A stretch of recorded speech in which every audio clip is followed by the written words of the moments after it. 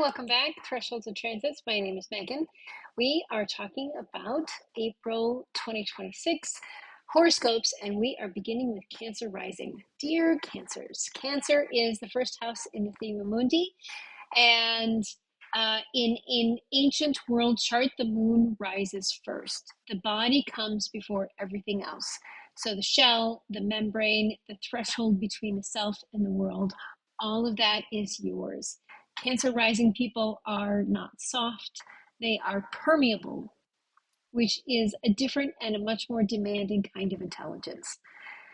My name is Megan. I'm an astrology student. I'm happy that you're here. As I learn things, I share them. And if you like how I work, then you may like a reading from me. You can go to my website, meganriley.eu. That's a redesigned website, and check out all the offers. I have a sliding fee scale for natal chart reading. I have a donation reading for transits. I also have intuitive readings that are available for a fee. So I'm thrilled that you're here. I hope that you go check it out, and I hope that you schedule a reading. Okay, here we go. April is a month of significant pressure, dear Cancers. And if you can hold the pressure, it will be significant expansion. So let's walk through what that means for you. And the most important transit of the month, and honestly of the year for your sign, is Jupiter at 16 to 18 degrees Cancer, sitting directly on your first house. This is your body, your ascendant, your face in the world. Jupiter is most at home in Cancer. It is exalted in Cancer. This means it functions at full power. There's nothing about it that is compromised. It's not struggling to express itself. After it has been moving through Cancer for most of this 12-year cycle, which means this conjunction with your ascendant is rare. Once every 12 years, once in a lifetime rare, depending on your age. So the expansion and abundance that Jupiter offers is landing directly on your selfhood this month. So there's a version of Jupiter is super lucky and everything that you want is coming towards you. And that's not what this is. Jupiter is not all good news. That is incomplete. Jupiter expands what it touches. So if you're in the habit of overextending, which sometimes, dear Cancers, you can do, of making yourself available beyond your actual capacity because you've been trained to make space for everyone else before you make space for yourself, Jupiter will expand that too.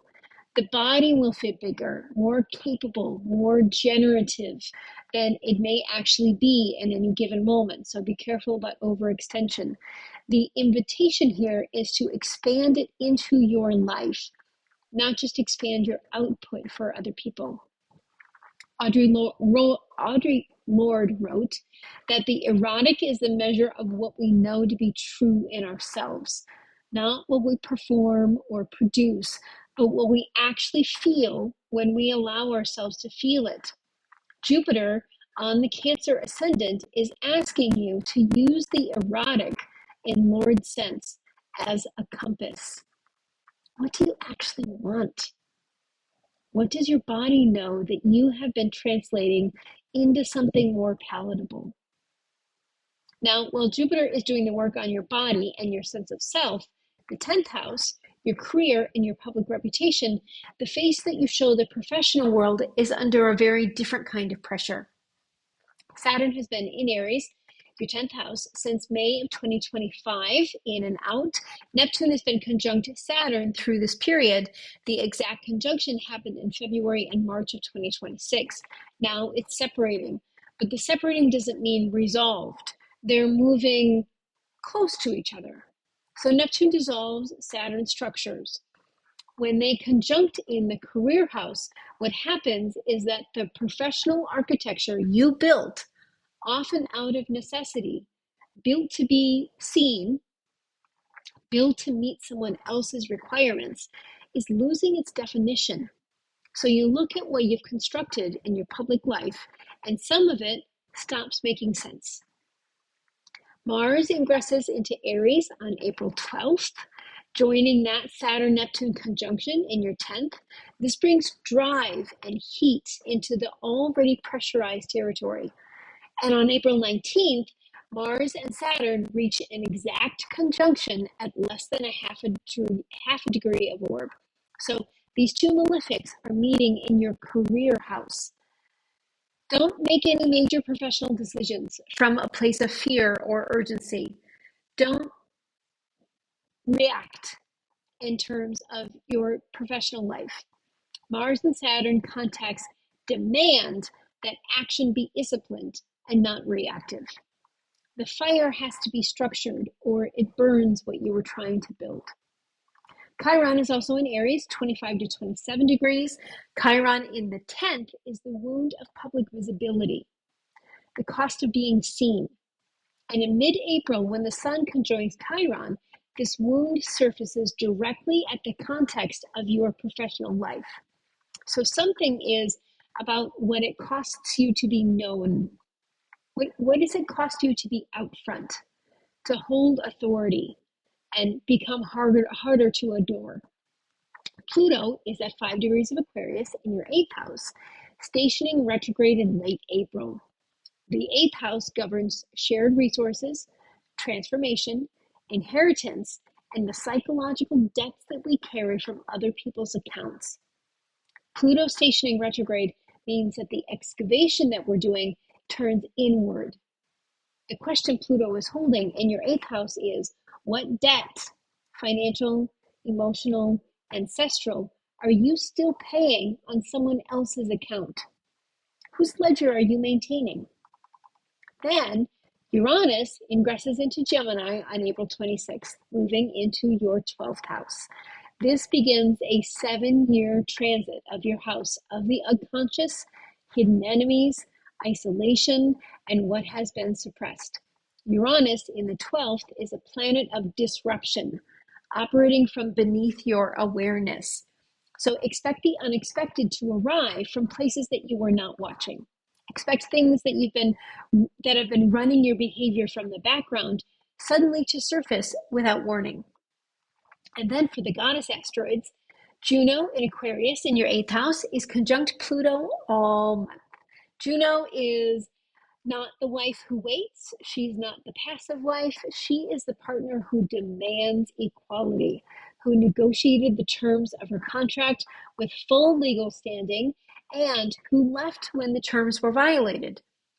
Juno conjunct Pluto in the 8th is a renegotiation of shared power, financial, sexual, psychological, all at depth. Whatever partnership has been operating in your 8th house, explicitly or implicitly, is being rewritten under Platonic conditions. Then Black Moon Lilith is in Sagittarius in your 6th house all month. Lilith in the house of health and labor is the refusal that lives in the body. Where have you burned yourself out in service and called it devotion? Where have you structured your days around other people's needs and named that structure as righteousness? Black Moon Lilith in the 6th is she's not asking you to stop caring. She's asking you to stop calling depletion sacred. And then Sirius is in Taurus in your 11th house, grounding nourishment in the community. The provision that you give and receive in your collective spaces is embodied and sustainable this month. So let community feed you. And some questions to hold throughout the month. First, Jupiter is on your body.